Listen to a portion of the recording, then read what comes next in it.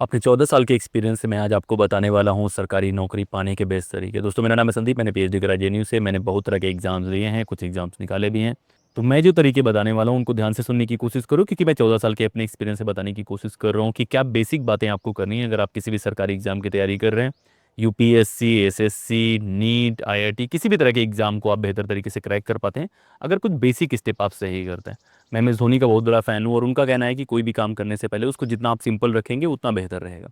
तो क्या स्टेप्स हैं जो हम कर पाएँ तो एग्जाम में बेहतर कर पाएंगे, वो जानने की कोशिश करते हैं।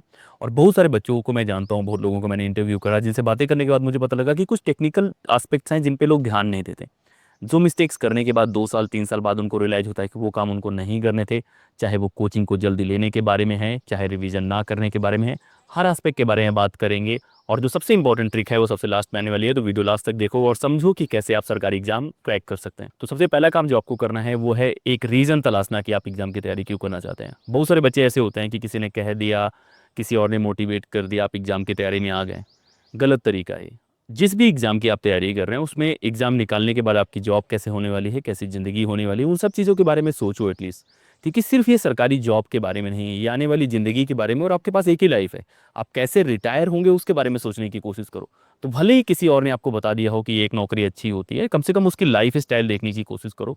क्योंकि एक बार आप लाइफ स्टाइल देखेंगे, आपको मोटिवेशन आएगा, आप कनेक्ट करेंगे। मान लीजिए आप डिफेंस में जाना चाहते हैं। जब मैं एनडीए की तैयारी कर रहा था तो मैंने देखा हुआ था कि एनडीए की तैयारी करने के बाद लोग क्या बनते हैं, कैसे उनकी ज़िंदगी होती है। तो आपको मोटिवेशन मिलता है उस एग्ज़ाम को तैयार करने के लिए भी। और आप प्रिपेयर्ड रहते हैं कि एग्ज़ाम निकालने के बाद, जिसके लिए आप 2 साल 3 साल भी दे सकते हैं, उसके बाद आपकी लाइफ कैसे होगी। तो किसी और के पुश करने से मत आओ। किसी ने आपको बता दिया है उसको ध्यान दो, लेकिन खुद इन्फॉर्मेशन कलेक्ट करो कि एसएससी में कौन सी जॉब होती है, यूपीएससी में कौन सी जॉब होती है, क्योंकि फिर आप ज़्यादा बेहतर तरीके से प्रिपेयर कर पाएंगे। बहुत बार होता क्या है कि कोई और तैयारी कर रहा है, उसके सब्जेक्ट स्ट्रांग है, उसने एग्जाम निकाल लिया, आपने देखा यार वो तो बहुत पैसे बना रहा है, सारी चीज़ें, आप भी एग्जाम के लिए आ गए।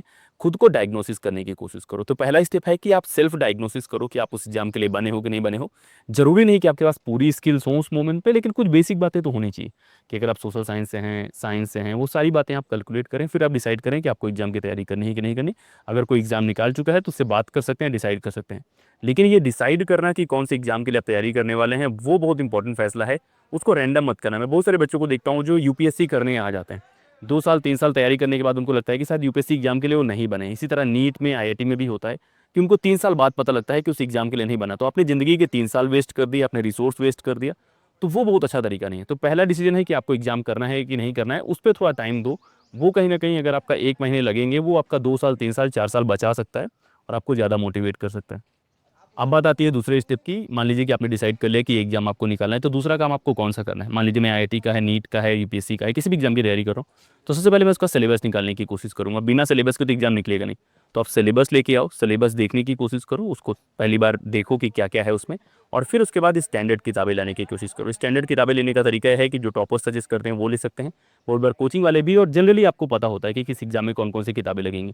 स्टैंडर्ड किताबें लाने के बाद फिर पढ़ने की ज़रूरत है। मतलब पहला स्टेप है कि आप सेलेक्ट करेंगे एग्जाम करना है कि नहीं करना है। दूसरा है आप स्टैंडर्ड किताबें लाएं, उसको पढ़ने की कोशिश करें। और एक बार वो पढ़ने लग जाएंगे तो आपको अंदाज़ा लगेगा कि उस एग्जाम के लिए आप फिट बैठे हैं कि नहीं बैठे हैं। हो सकता है पहली स्टेज पे आपको लगा हो कि चलो यार हम एक बार ट्राई करते हैं, लेकिन जैसे ही आप स्टैंडर्ड किताबें पढ़ेंगे आपको अंदाज़ा लगेगा तो सर के ऊपर से जा रहा है। तो जब आप एग्जाम की तैयारी कर रहे होते हैं, कुछ बातें हो सकती हैं जो आपके सर के ऊपर से जाएँ, आप उसको प्रिपेयर कर सकते हैं। लेकिन बहुत बार लगे कि यार इस एग्जाम के लिए मैं बना ही नहीं हूँ, ये सारी चीज़ें मुझे मज़ा ही नहीं आ रही, तब तो नहीं कहीं आप बैक जाके कोई और प्लान कर सकते हैं। तो दूसरा स्टेप है स्टैंडर्ड किताबें सेलेक्ट करना, उनको पढ़ते रहना।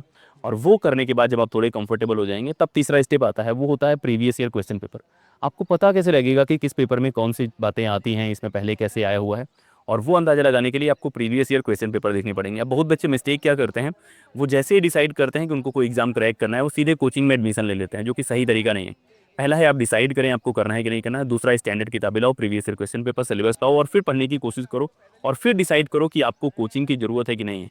तो तुरंत कोचिंग ज्वाइन नहीं करना है। बहुत सारे बच्चे आते हैं कि पहले डे में ही कोचिंग ज्वाइन करने की कोशिश करते हैं कि आज से हम सारी चीज़ें क्रैक कर देंगे, जो कि सही तरीका नहीं है। तो आपको पहले डिसाइड करना है, फिर स्टैंडर्ड किताबें लाना है, प्रीवियस ईयर क्वेश्चन पेपर लाना है। एक बार आप ये पूरे प्रोसेस में आ गए हैं, 2 3 महीने आपने लगा दिए हैं, तब आता है कि पढ़ने का तरीका कौन सा है। पहला तरीका है कि पहली रीडिंग जब भी होगी तो आपको ये अंदाज़ा नहीं लगना चाहिए कि आप सब कुछ जान जाएंगे, सब कुछ नहीं जान पाएंगे।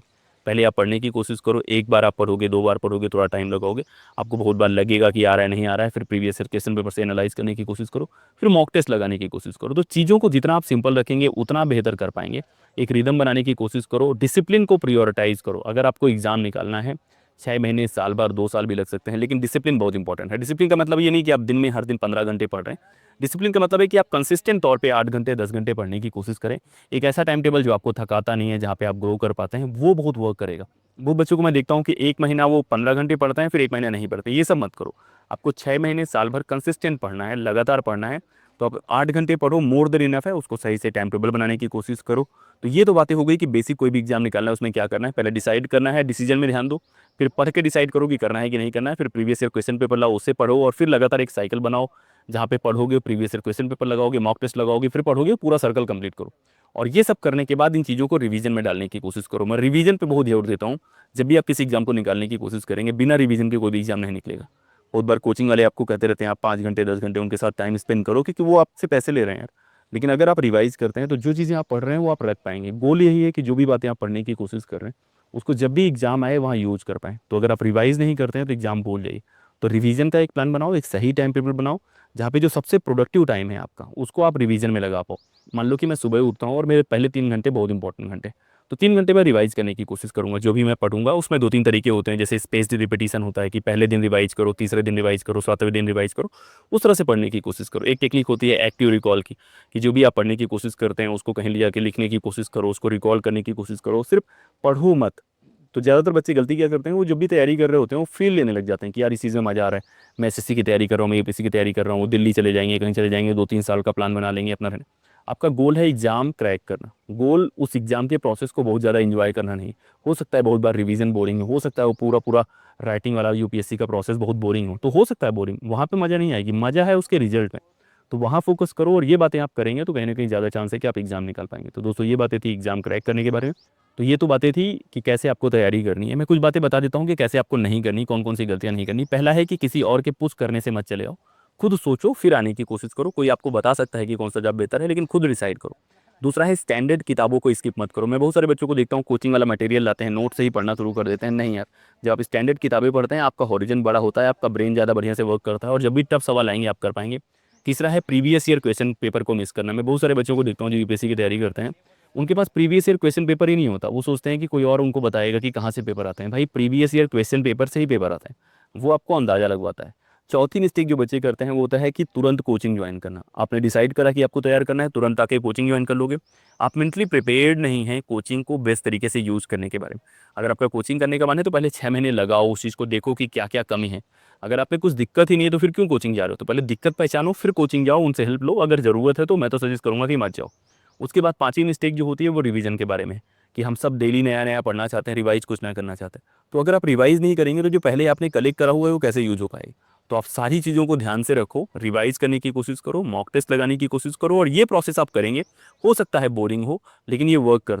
तो ये बेसिक काम मैं करूंगा अगर मुझे आज एग्जाम निकालना हो, चाहे वो एनडीए के एग्जाम के बारे में हो, यूजीसी नेट एग्जाम के बारे में हो, यूपीएससी एग्जाम के बारे में, हर जगह ये वर्क करता है। करने की कोशिश करो। जिसको भी पब्लिक स्पीकिंग, पॉलिटिक्स या यूपीएससी गाइडेंस का कोर्स चाहिए, वो मैसेज करने की कोशिश करो, आपको कोर्स दिया जाएगा। इस वीडियो में इतना ही, लगातार बने रहो।